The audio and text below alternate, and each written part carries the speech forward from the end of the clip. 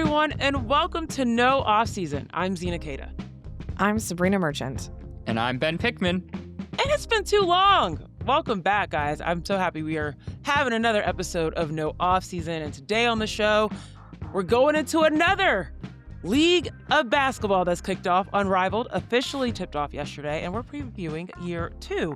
There are new faces, there are expanded teams, and an added night of competition. We're going to break down who is poised to shine and gain momentum, show us who's been working and growing in the offseason, and just how success is defined in the league's second season. Plus, we're going to look at what this season looks like without one of Unrivaled's foundational pieces. I'm sure you guys saw the news. We'll break that down. Let's get into it. First, we got to do a quick check-in around the country because conference play is in full swing. Should I say full chaos? Okay, things have looked a little bit different than before we took our winter break. And we wanted to share some of our takeaways from the past couple of weeks in women's college hoops. We've seen a couple of undefeated teams go down. Sabreena, they took their first loss. And you've had your eye on some of these matchups over the last few weeks. So what are your takeaways?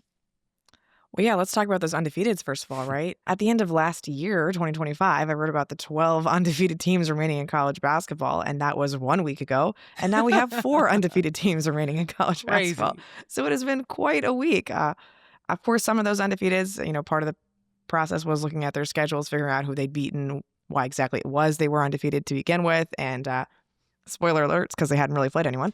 But there were quite a few upsets that did end up happening over this past week. And so I think we can get into those. The one that really stood out to me was TCU versus Utah, because TCU really seemed like they had a lot of structural advantages against Utah. The big and tall thing really plays well against Utah. Right. And yet just one thing that stood out to me was how not deep TCU is. I think about all the players who defined the Horned Frogs over the last couple of years as Dona Prince's, Haley Van Lith's, Madison Connors of the world. And I look at that team and there's maybe 4 players I trust and not a lot beyond that. And that was something that really, stood out in that game against the Utes. Yeah, for me, what stood out, Utah can shoot. Reese Ross, 13 baby. threes. Yeah, right. It was very impressive. And TCU just got beat in the half court a lot by those actions that got wide open threes, very clean threes for Utah. But it's a really good point. TCU might be searching from to death again. This isn't the first year. We saw this last year as well a little bit. So very interesting. Ben, a little bit crazy that we're down to 4 undefeated teams, but any wins or losses that stood out to you in the last few weeks?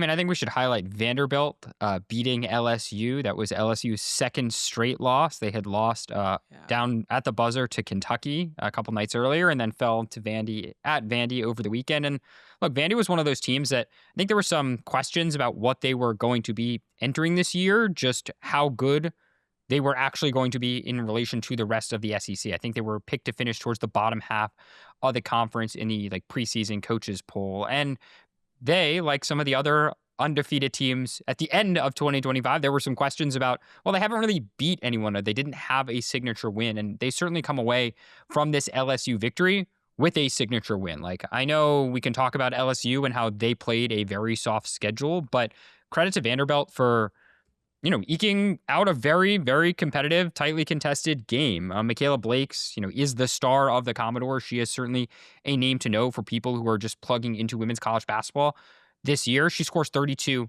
in that win, and that's against a very talented LSU team that has a number of some of the best defensive guards or most athletic guards in the country to try and slow her down. If you look at Vandy, one of the things that's most impressive for them, they were an elite offensive team last year. They were top 20 overall in offensive rating, but defensively, they were outside the top 100. I think they were 140th overall in terms of defensive rating. They've climbed to inside the top 20. And a big reason why is they're much improved around the rim. If you look at the percentage of shots that they block, last year, it was around 6%, 7% of opposing field goal attempts they block. This year, that's closer to 15%. And it's not just one player kind of doing all the shot blocking. They have 3 players on their roster who are averaging more than 1 block shot per game.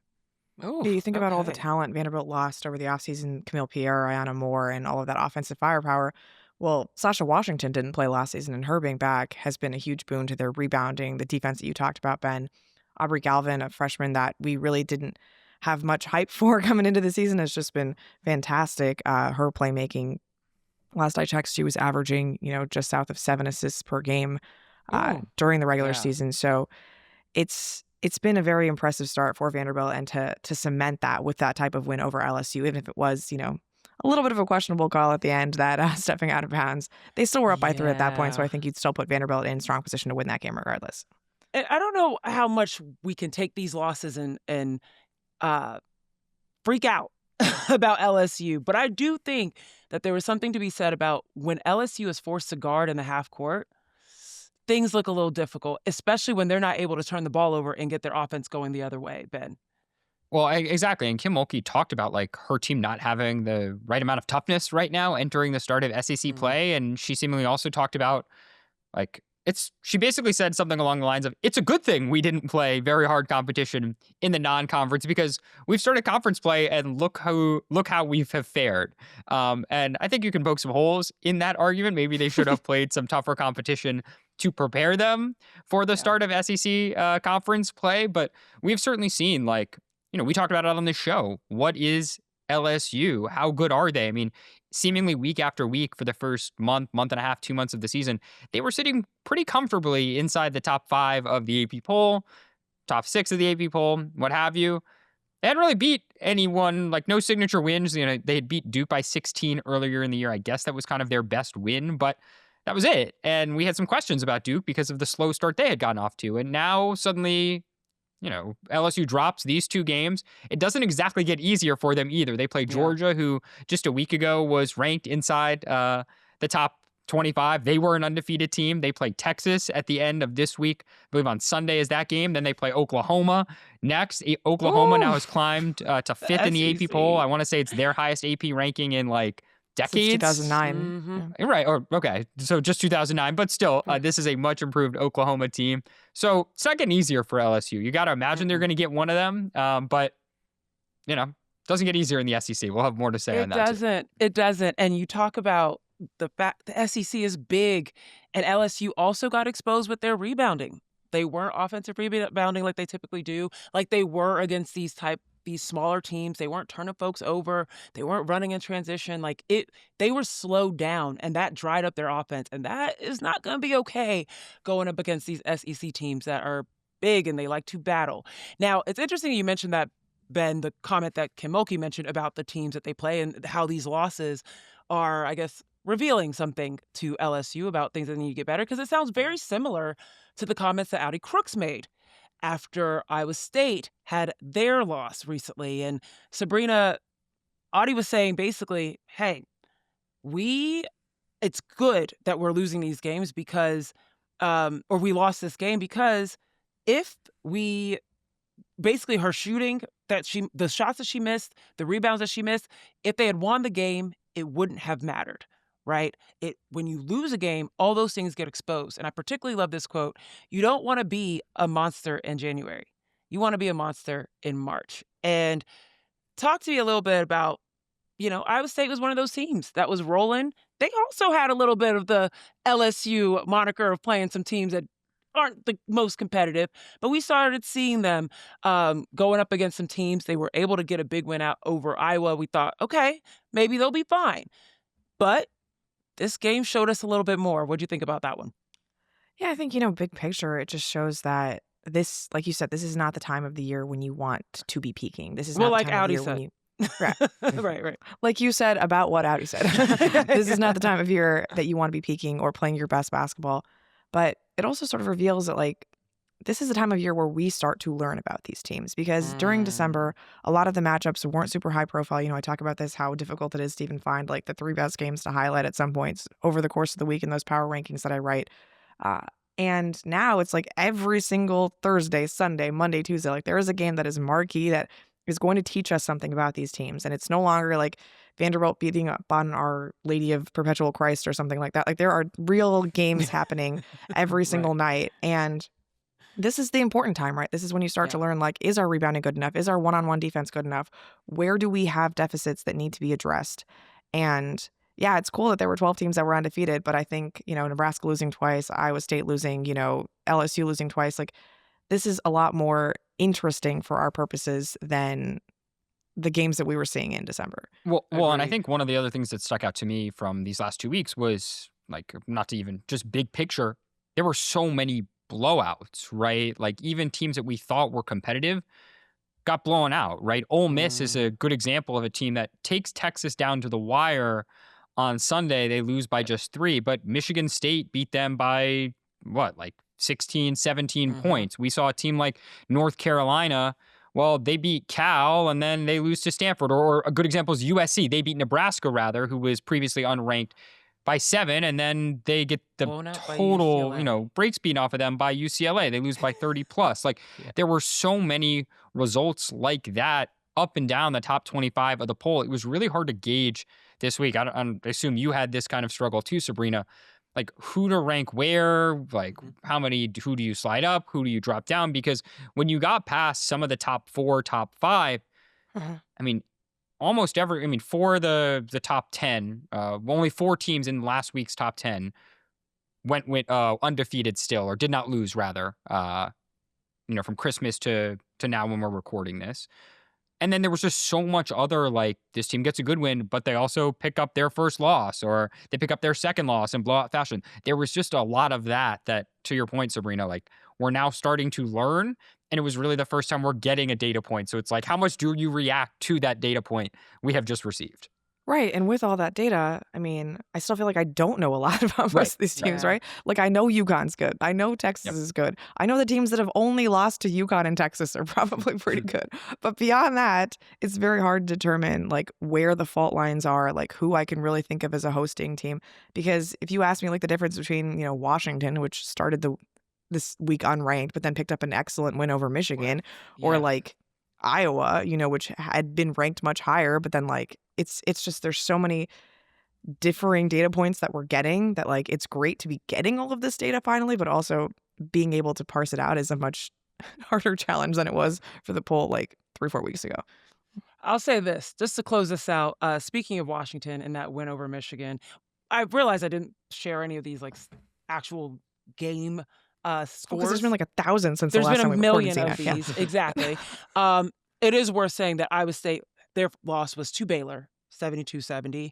I want to first shout out, finally, Baylor, double downs, hard double downs on Audie Crooks. Still, she had over 25 points. Like, let's just be real. She still was very, very, very good. Got a double-double. But the double downs happened, and Iowa State was not shooting well. And I was like, yes, I love this. Let's see if other teams do this.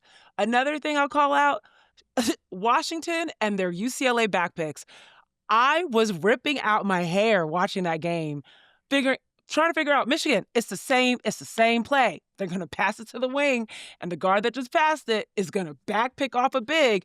And they got that play over and over and over again. So, yeah, anyone who's playing Washington for the rest of the year, I just did your scout. Figure it out. Like, come on, guys. It's a little too easy.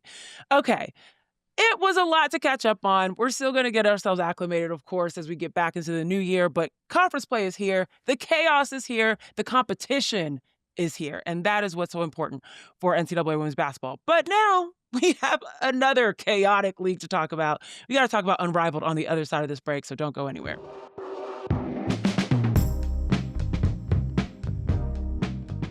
Okay, so at the time that we're recording this, I've got a TV on in the background and the laces are taken on the vinyl. I just watched the Mist take over the Hive to open up the Unrivaled season. So clearly year 2 of Unrivaled is underway.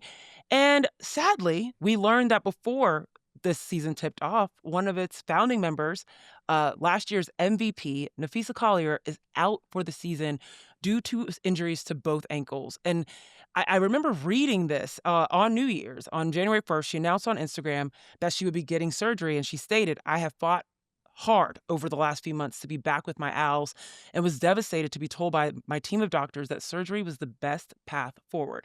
I will still be cheering on my teammates every step of the way, and I will continue to work relentlessly with the rest of the players and our staff to push our sport forward and raise the bar for women's basketball." And I had a teammate in college that got double ankle surgery. It's intense. It's hard work. And of course, you're thinking about it from the Unrivaled perspective. You're also thinking about it from a WNBA perspective because the season is supposed to come. We'll see what happens with the CBA. But Ben, Deadline Sabreena, on January 9th. definitely, yeah, exactly. Definitely not on January 9th. But Ben, Sabreena, can you take us back to, what injuries were contributing to the pain that she's been dealing with over the last few months leading to this surgery decision? And what's her expected timeline? That's what everyone wants to know. How soon can we see Napheesa Collier take the court again? Sure. So, as you mentioned, on New Year's Day, Unrivaled announced that Napheesa Collier, the co-founder of the league, the Lunar Owls star, the Minnesota Lynx star, would miss the entirety of the upcoming Unrivaled season with, these ankle injuries. She is going to need surgery on both of her ankles, and that surgery is expected to occur this week, according to a source briefed on the situation told me.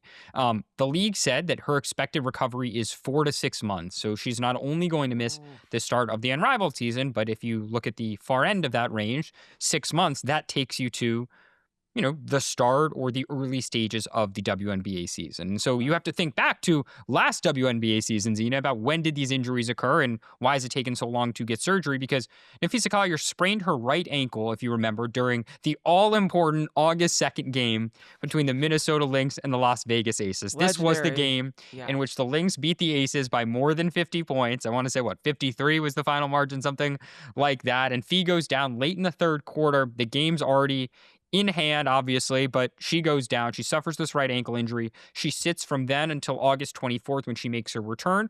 She continues to play the rest of the regular season, almost all of the postseason, and seemingly there were issues with her right ankle that lingered, and now she's going to need surgery to repair those torn ligaments in her right ankle. Then, of course, if you remember Game 3 of Minnesota's WNBA semifinals loss to the Phoenix Mercury, in the closing seconds of that game, when you have the contentious play with Alyssa Thomas that leads to Cheryl Reeve being upset, and our performance of the year, if you think back to our year-end Ben's awards performance episode. of the year. Sorry, I should say my performance of the year. Let me take ownership for the takes I've made. Napheesa Collier suffers ligament tears in her left ankle and a muscle tear in her left shin during the closing seconds there. Now, what is so interesting here is that, in mid-December, I actually asked Phee on an Unrivaled Zoom, did she need surgery and was she expecting to play at the start of this season? And to that, she said that she did not need surgery on her left ankle and that she hoped that through rehab, she would be ready by January 5th to play, in Unrivaled opener. That seemingly, obviously, is not the case, right? That in the weeks between then and now, her medical team, including staff from both Unrivaled and the Lynx, determined she needs these multiple procedures, and additional exams during Unrivaled preseason determined that, she's going to need the surgery. So that's kind of the Napheesa Collier situation. She's still going to be around the league. She's still going to be in the building very often. As a co-founder, I think her presence will still be felt. Alex Bizzell, the league co-founder, or league president rather, and her husband said that, you can expect to maybe hear her on some broadcasts. I think we'll see her in social content. She's going to be around, but she's obviously not going to be on the court.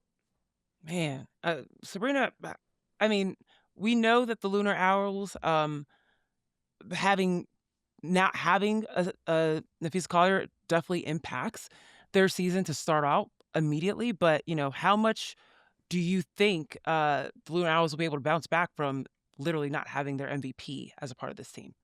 It's a very different Lunar Owls roster than the one we saw a year ago. You think about that starting lineup of Skylar Diggins, Napheesa Collier, and Alisha Gray. They were only able to protect 2 of those players. Alisha Gray already doing great things for the Mist alongside Unrivaled co-founder Brianna Stewart in that first game. She's just jumping from founder to founder. There she goes. It's a really good format for Alisha Gray. I think things have been going well for her. But yeah, the Lunar Owls it's an incredibly different roster. No more Courtney Williams, no more Shakira Austin. So Temi Fag-Benley, big for big, I suppose, coming in for Napheesa Collier, but a very different type of player than Phee, not carrying the scoring load or the creation load that Napheesa Collier was assuming a year ago when, as you said, she was the inaugural Unrivaled MVP. I look at that and I don't think of Lunar Owls really as a contender anymore. And we'll get into how we see all these 8 teams stacking up over the course of the season. But it's just a real bummer because we didn't get to see a fully healthy Napheesa Collier end the WNBA season because of, what happened in the Phoenix game and really, honestly, what happened in that Las Vegas game that sort of set her on a path where she didn't finish the season strong enough to win MVP of the WNBA. And now for her to miss out on another full season of professional basketball and then hamper the WNBA season, because if we hit that 6-month recovery period, we're talking about July that Napheesa comes back, and that's halfway through, optimistically, a WNBA season. So that's just, you think about a player at the peak of her powers, one of the very best in the world, like, top 3, top 5, however you want to put it, top 2 even. Like, it just sucks that we don't get to see her, that we don't get to see her when she is, again, playing as well as she has ever played basketball. So, yeah, just a real bummer. I mean, I think Alex Brazell said it the same way, like, in the lead up to Unrivaled's full day of basketball on January 5th, that, like, she's really bummed. It's a bummer that we don't have her, but it's a very deep league, a lot of star power. And, this, anytime there's an injury, it leaves an opening for somebody else to assume that role of, like, not necessarily the face of the league, but, like, who can produce in a way that, like, we start to forget that Phee is not playing. In a way that they can pop, right? And Yeah. add a little bit of brand recognition to their game as well. Well, we wish Phee a speedy and healthy and safe recovery. I am personally, like, the only positive that is coming out of this is I would be very curious to hear Napheesa Collier on broadcast. I'd love to hear her takeaways and, how she breaks the game down. A very smart She can't defend her basketball mind. one-on-one title either, right? Oh, there you go. It's a lot right. of missing out for Phee. But yeah. she's got the insight as to how to be successful in this league. And so hopefully we do get to hear from her throughout this season. But let's talk about the players who are out on the floor, these teams that are taking the court. You already alluded to it, Sabreena. A lot of teams look very different because they could only protect 2 players going into this season. So not only do you have some names on new teams donning new jerseys, which I think we have some comments and thoughts on some of these jerseys as well that we might be able to share. But we also have new faces. We've got some new rookies that are coming into the league. Rookies for Unrivaled, I think, is different from an experience perspective because they're just like brand new rookies, as in they've never played in the league. But we've got rookies from the WNBA that are now playing at Unrivaled as well. So let's get all into it. There's so much going on. The league has expanded from 6 teams to 8. The regular season now has 56 games. And that seems like a lot, but it's also, there's an expanded schedule to be able to fit them all in. They have a 4th night of weekly games, and they are making their first ever tour stop outside of its usual base in quote unquote Doral, Miami. So no, quote unquote Miami, comma, quote unquote, actually Doral. Yes, we should make exactly. that I thought it correction. was Medley. Yeah, it's Medley, Florida. Doral, Medley, it's the same. Yeah, it's the same. But yes, okay, thank you. So it's Miami, y'all. They turn up in quote unquote Miami. Thank you, Ben. So I talked a little bit about that, Ben, about just like how things are growing. What else is coming about? There's a player pool, a little bit of opportunity for even more names to get involved. Yeah, so as part of the expansion, they added 2 more teams, right? So right off the bat, that's 12 more players. And then they've added 6 developmental player spots. And so those are players that are designed to kind of be injury relief players throughout the season. They are primarily young players in their WNBA career. So that's Haley Van Lith, Haley Jones, Isaiah James, Michaela Timpson, Emily Angsler, and Letitia Amie here.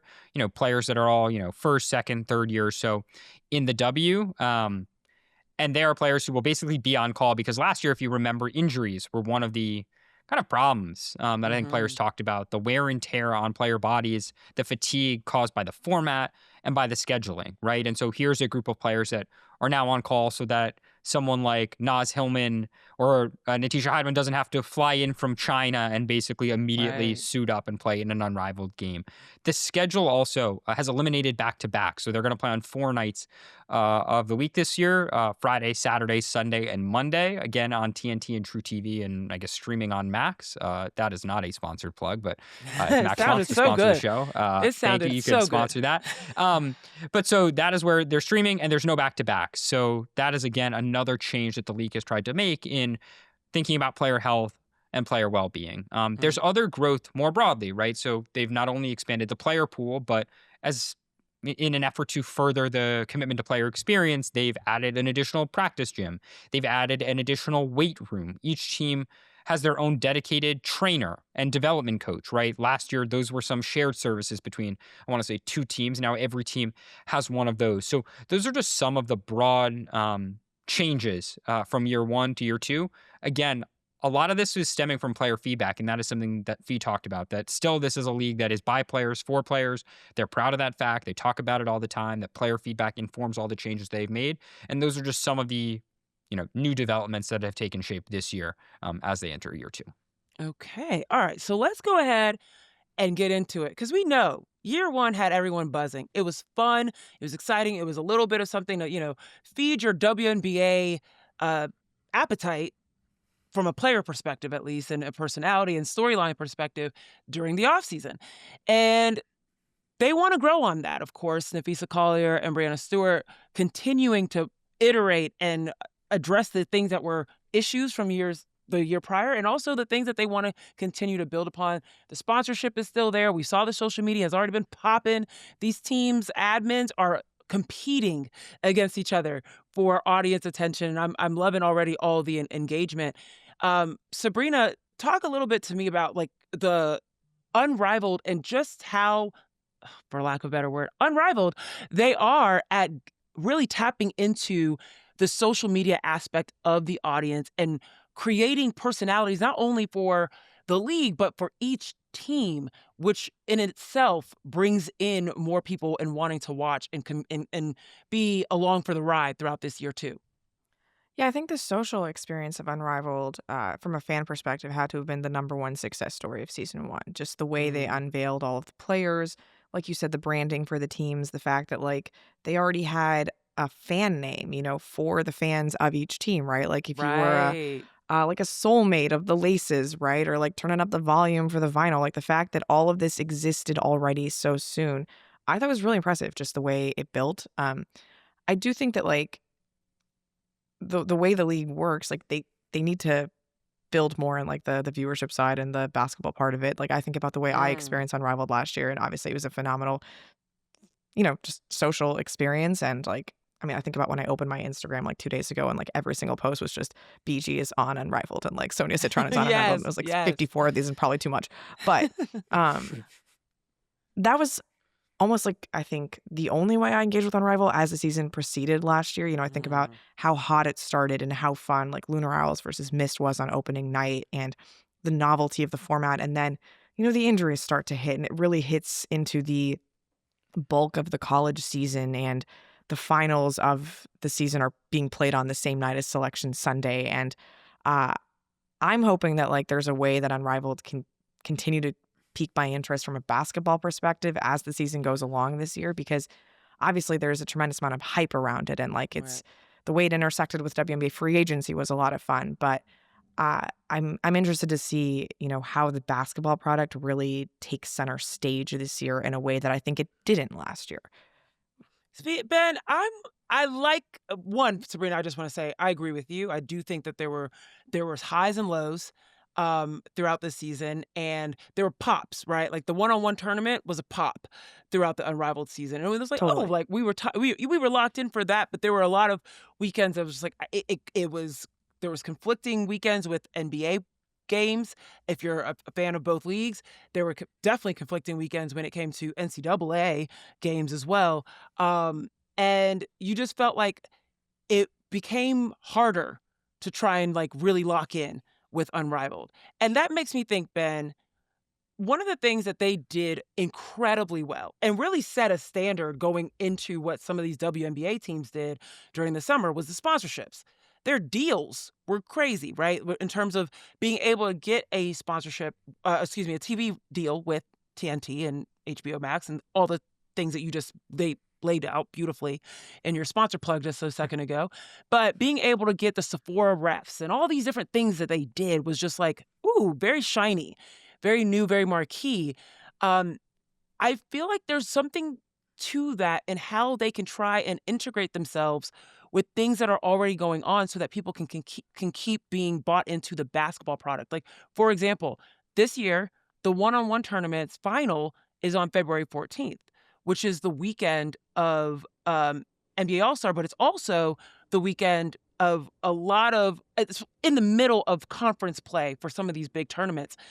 They're making a stop outside of Miami. Is there a way that they could kind of link up with one of these NCAA teams, or maybe like something that they could work with, a conference or something that makes you want to pay attention to not only Unrivaled, but also whatever basketball product you're also following throughout the winter season? Well, I first was going to say, Zena, February 14th, also Valentine's Day. So I don't know about how you're going to spend your Valentine's Day, but maybe it's watching the Unrivaled not so good. My one-on-one fiance's tournament probably final. like, really? That's what came to mind? Yeah. Good point. Great point. But yes, either way, to my point of there's other things going on. What can Unrivaled do to kind of partner into the current schedule to make people remember there's basketball games and they're meaningful? Yeah, I mean, I think a lot of people are interested in the basketball because it serves as a checkpoint for kind of their favorite player, right? Or their favorite point. players. Absolutely. It's a good opportunity to see Breanna Stewart recover from an injury. It's a good opportunity to see Paige Beckers or Dominique Malanga or Skylar Diggins or Kelsey Plum, name your, player of choice, right? So many of the biggest names in the sport, even with Napheesa Collier's injury, even with Caitlin Clark and Asia Wilson and Sabreena Ionescu and Angel Reese not participating, almost everyone else, of some of the biggest names are participating in this league, right? So that's number one. I think one of the questions, though, is how do you get someone to care about the Mist or the Lunar Owls or the Breeze, and the actual results of those games and not just kind of the energy and the aura around the team that is, created on social, right? Because I do think, as Sabreena Especially said, when there's so much turnover, right, Ben? Right, exactly. And so I think there's clearly energy and engagement around the social content on a team-by-team basis, but it will be interesting to see if that translates to consistency across viewership, right, of people watching the games. I think last year they actually did find that there was not a drop-off team to team. Or a significant drop-off from the most watched team to the least watched team in terms of viewership. I want to say it was just a couple thousand viewers between highest and lowest. And so what that tells me is a lot of people were tuning in to watch just Unrivaled because they wanted to watch the league. Now, we should also say in terms of viewership, right, it was around 220,000 last year across TNT and True TV and simulcast on HBO. That is very consistent with the NWSL's viewership this past year on ESPN and across the ESPN networks. That was 228 was the average viewership. It's a little less what Unrivaled had in terms of viewership than the NHL regular season games that are broadcast on HBO. Alex Bizzell told me that he is proud of the engagement that they have. And he used the word ecstatic when thinking about their TV media rights deal with TNT and said that, look, TNT is clearly happy enough with that viewership number because they invested more money as part of a capital raise this offseason, this Unrivaled offseason, and also agreed to broadcast another night, right, of games. And so if they were not happy with how year one went, then why would they continue to invest more and take on another night? I think that's a really fair point. I do still think, though, there is obviously room for growth. Now, we shouldn't necessarily compare Unrivaled to the WNBA's viewership, but, they would also say it's not far off from where the W was 5, 6, 7 years ago. And they would add that if you look at TNT's broader sports package right now, so TNT having lost the NBA to NBC and Amazon, Paige Beckers is probably the second most popular athlete that the TNT sports ecosystem will put on its airwaves. The number one being Shohei Ohtani of the Los Angeles Dodgers because TNT also has some baseball games. But other than Shohei, who's a global phenomenon, Paige is probably number two, right? So she's a big draw for the networks, and I think they're excited for the appeal of that. All of that being said, there is still the question of, do the basketball games matter? How important is viewership to the success? And what does growth really look like in this landscape? And how do you kind of take it more seriously from a basketball product, as Sabreena mentioned? See, I feel like I'm throwing out ideas here, and I feel like there's opportunity because think about it. In the WNBA, you have these women play and build these storylines from their collegiate careers first, and then they translate into the WNBA. I'm wondering, is there something to, I look at the Lunar Owls. You got Skylar Diggins. You got Marina Mabry.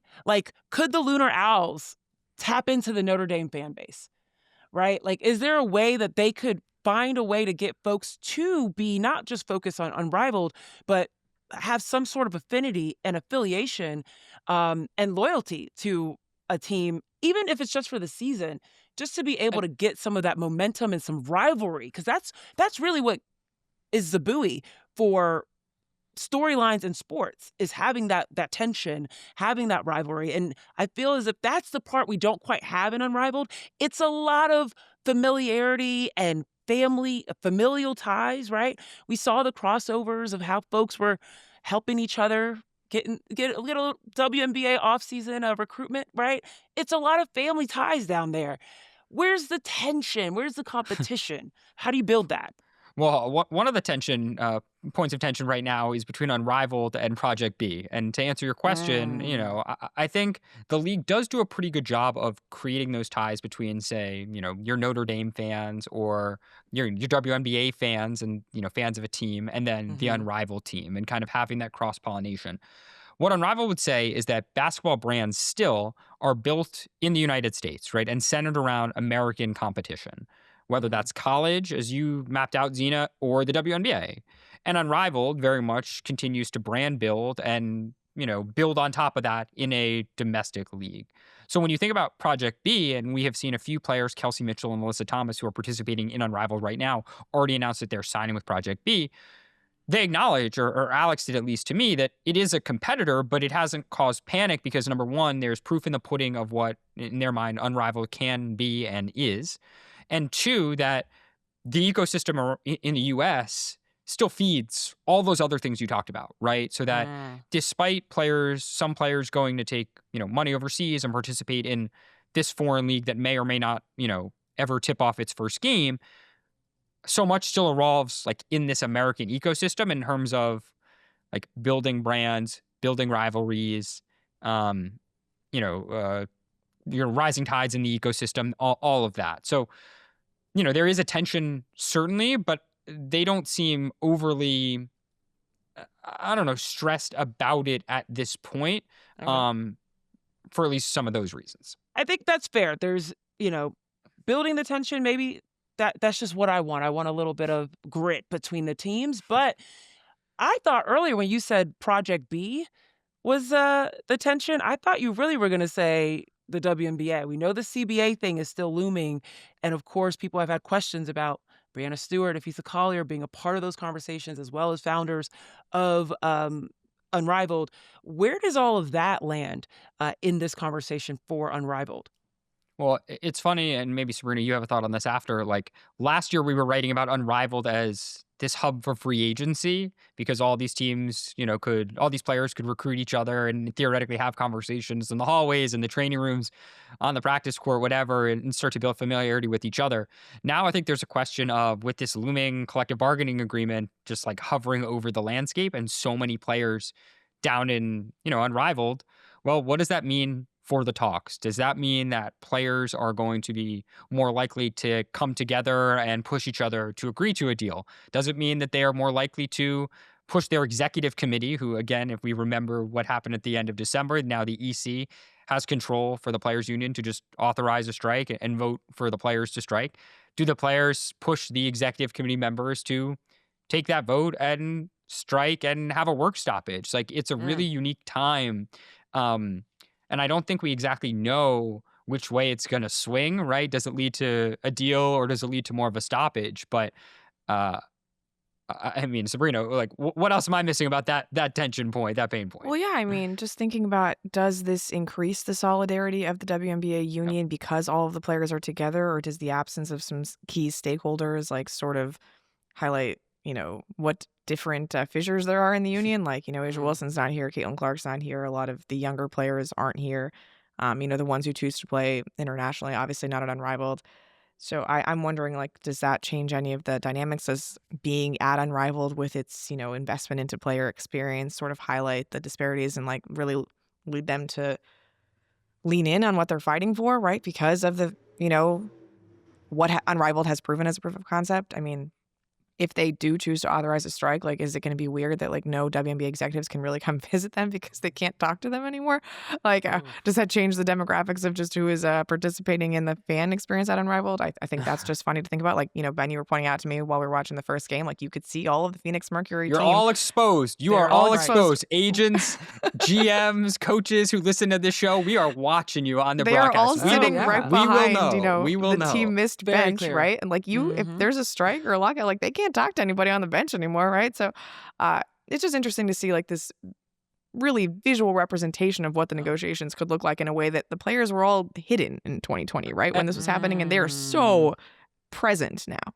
And there are questions, and like this is one I genuinely don't know the answer to. I mean, Sabreena makes the point about like GMs and head coaches who are watching from the sidelines. Well, they, in theory, in a work stoppage, couldn't have contact with WNBA players. My question is, Zach O'Brien, the head coach of the Mist. Well, he's also an assistant coach on the Sparks. On the Los Angeles Sparks, Wow. right? Yeah. There are, Nola Henry, theoretically, Right. a WNBA assistant, or Renika Hodges, currently an assistant on the Sun. Rena or, Wakama in Chicago. Right, with Chicago. And then there's trainers and player development coaches. Like, Ooh. it's more than just some of these coaches. Uh-huh. Are they allowed to have contact? Is that a way to...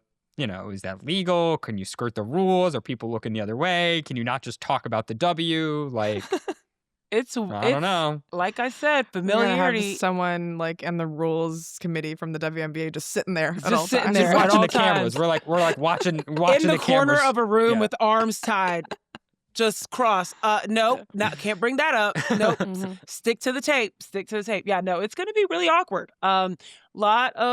It's just like one weird summit that's happening where certain people can go in certain rooms, especially if a strike is called, but we shall see. But as of now, we can only talk about the basketball. So let's swing on over to that part of things. I want to hear what you guys think about these newly vamped teams. Like this is looking a little different this year. We're watching, right now, recording Aces vinyl playing. I'm looking at the Laces. Laces vinyl. I said Aces. Dang, talk about familiarity, not the Aces. Jackie Young, baby. The Laces, right. The Laces are playing. And speaking of Jackie Young, Sykes, Brittany Sykes, and Alyssa Thomas, I'm just like, ooh, Laces defense back. But interestingly, not the same like floor spreaders I think that they were last year. There's a lot of those type of things throughout all of these teams in this season where you see a little bit of what was happening last year, but because of new faces, their MO has changed. So let's go through these teams and see what we think. Where do you guys want to start? Well, I'm constitutionally predisposed to like the Breeze because their logo has palm trees like the Sparks. They have two current Sparks. They have one former Spark. They have a former Spark as their head coach in Noelle Quinn.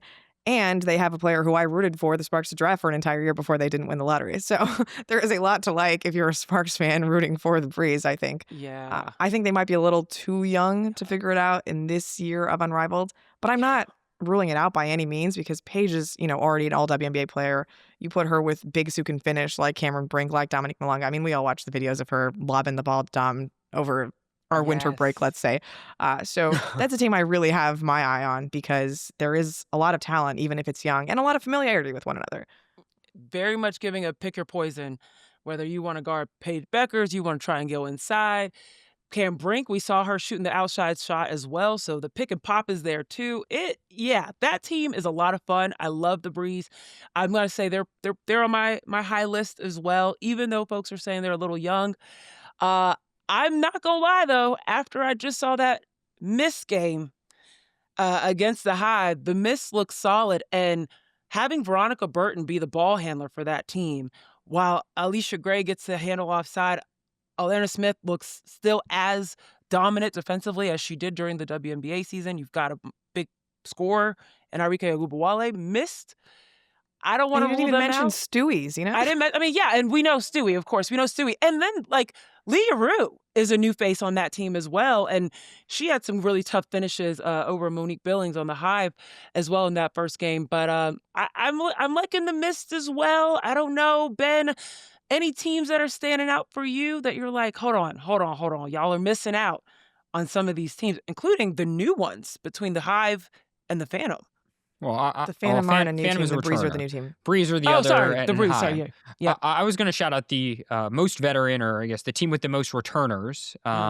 That is the Rose. Champions. They are the defending champions of the league last year.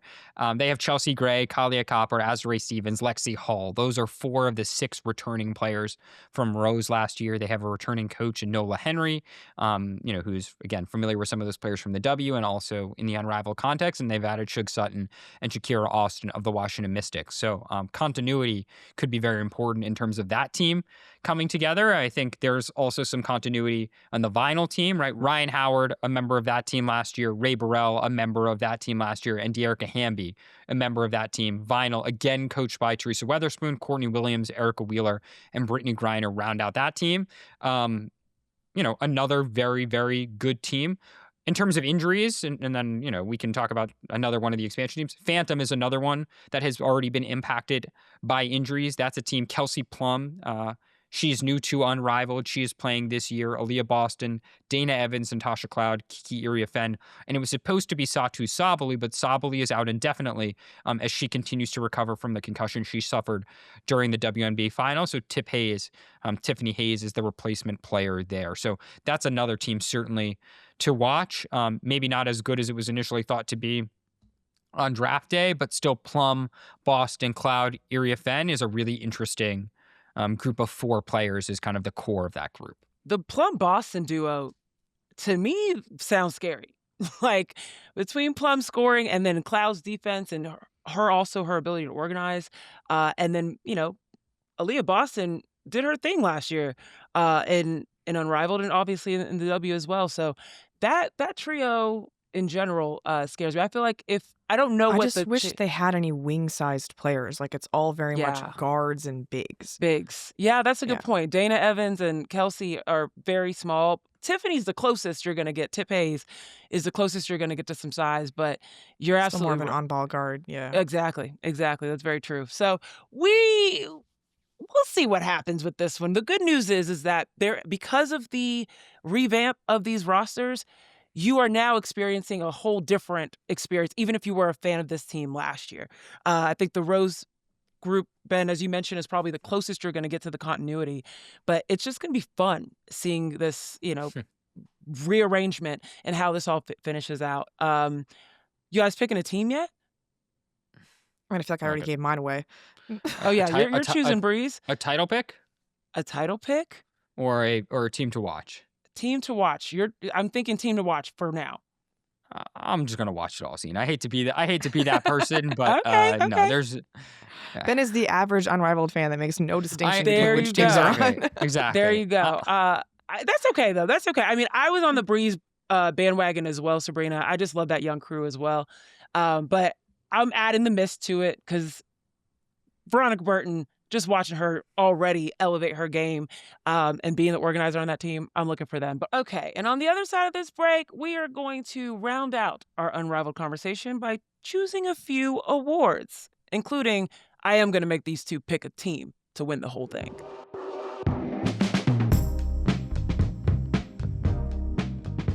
All right, guys, awards time.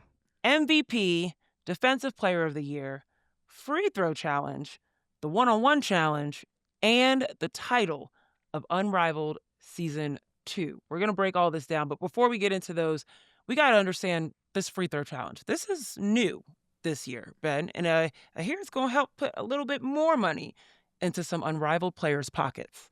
That's right, Zena. The league has definitely tried so many different ways to pay players large amounts of monies for their performance, right? And so we saw that in the one-on-one tournament last year, which, has a 6-figure purse to the winning player. This is a free throw challenge where they're awarding $50,000 to the player with the highest free throw percentage over the first 5 games of the season. So from January 5th to the 19th, that player will win the prize. And to qualify, I guess we should say, you can't just go one of one. Sorry for all the players who go one of one. Players must appear in at least 3 games and attempt a minimum of 6 free throws. So that is how you are getting that extra money. You got to shoot some free throws. You got to play in some games.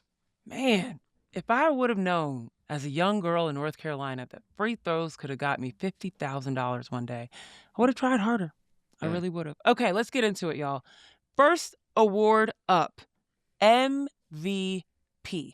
Now, the reigning MVP, Napheesa Collier, is no longer an option here. She is sidelined for the Unrivaled season. So the question now is, who can take her spot? What do y'all think? Quick round robin. Ben, you go first. I'm going to take Alicia Gray of Mist and of the Atlanta Dream. I like that. Sabreena? I mean, technically, she's a free agent from the Atlanta Dream, but that's fine. Okay. I'm going to take Chelsea Gray of Rose. Oh, finals MVP, right? Mm-hmm. There you go. Finals MVP last season. I am with you, Ben. I am taking Alicia Gray. Oh, what? Yeah, I'm taking Alicia Gray. That's my thought. We're not breaking all this down. Zena's a real prisoner of the moment with the mist right now. I am. I really am. I mean, she dropped quite a couple of points in that first game. But anyways, all right, let's keep it going. Defensive Player of the Year. I'll go first, just so you make sure I'm not just copying what Ben is saying. I am going to take Alyssa Thomas. I'm going to go with Ezi Magbagor of the Ooh. Hive, the other expansion team. There you go. I feel like bigs are just so overrated when it comes to Defensive Player of the Year. I'm going to pick a wing. Also from the Laces, actually. I'm going to take Jackie Young. Oh, yeah. That's a good one. That's a good one. I like it. Okay. Let's keep it rolling, and we're going to go to the free throw challenge. Sabreena, you kick us off. I'll go first. The way I thought about this was because free throws in Unrivaled are only one at a time. I looked at the list of the players in the WNBA who took the most and ones over the course of last season. So Asia Wilson is number one on the list. She's not available to be picked here. But Dearica Hamby, also second on that list, but not a very good free throw shooter. So I went with the third player on that list, Paige Beckers. Oh, that's great. That's a really good choice. Okay, I like that. Ben, who you choosing?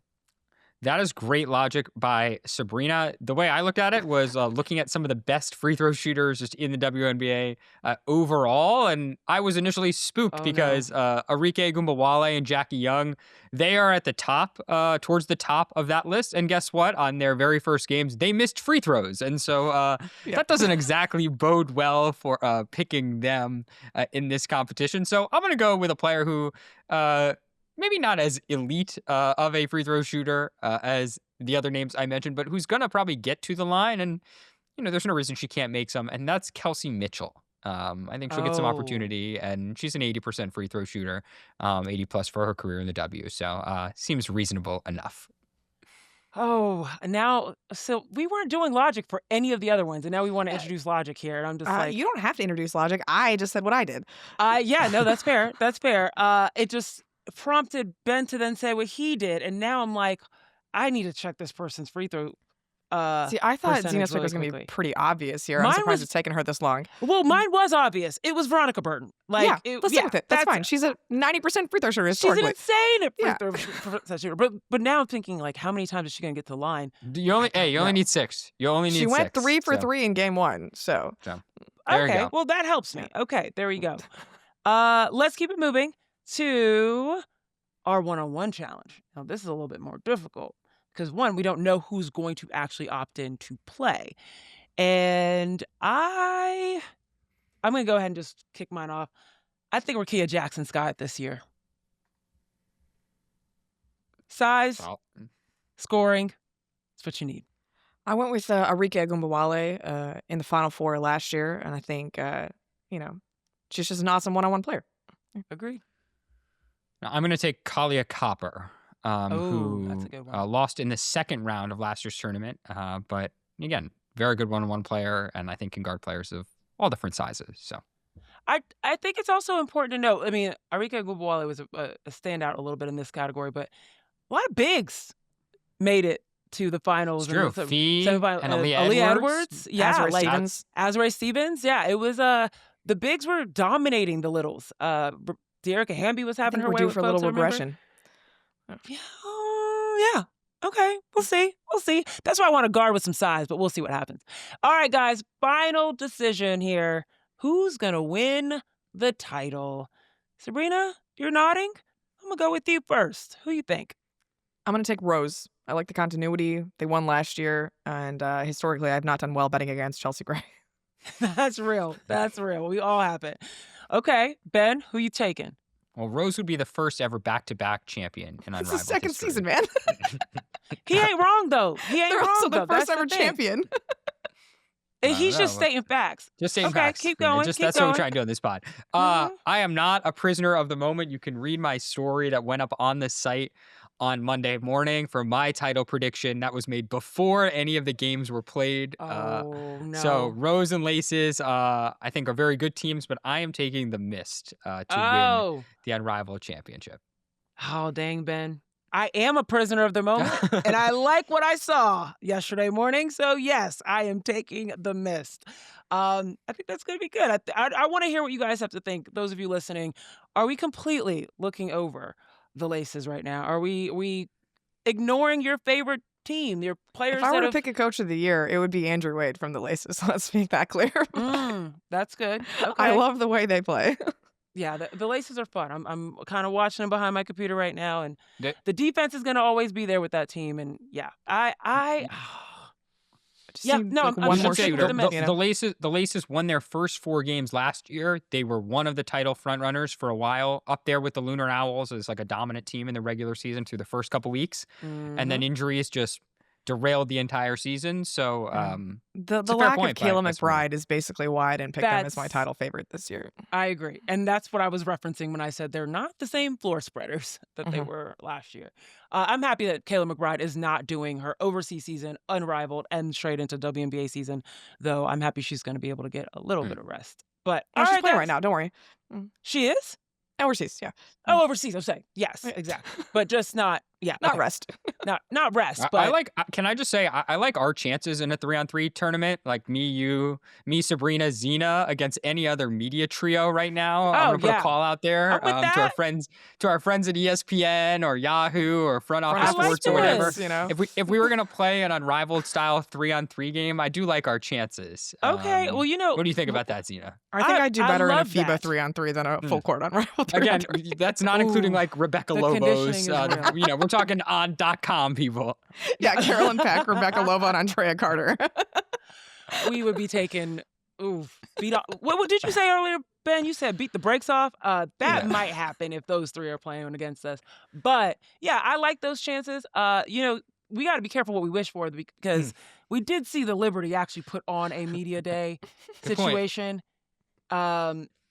We don't, and then we saw the Celtics do it too. The Celtics one looked way less fun. Way less fun. Okay, yeah.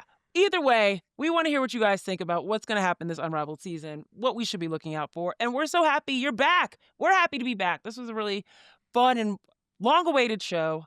We're happy to be back in the midst of all this basketball that's happening. Let us know who you want to hear from. We want to get more interviews going on this side of this year. And yeah, remember, there's no off season, so there's no off season for you too. Make sure you're dropping those likes and subscriptions and sharing this show and doing the little 5-star reviews. Keep it at 5 stars. We don't really like the other stars. Anything lower than that, you can keep it to yourself. Okay. All right, guys. We're closing this out. Appreciate all of you for watching. Make sure you're following on YouTube. Head on over to our partner at the Yahoo Sports Hub for more content. sports.yahoo.com/women's sports. On behalf of The Athletic, Sabreena Merchant, Ben Pickman, I'm Zena Cada, thanking you and saying Happy New Year. Welcome you back to the show. This is No Off Season. We'll see you next time. Thanks for tuning in to No Off Season.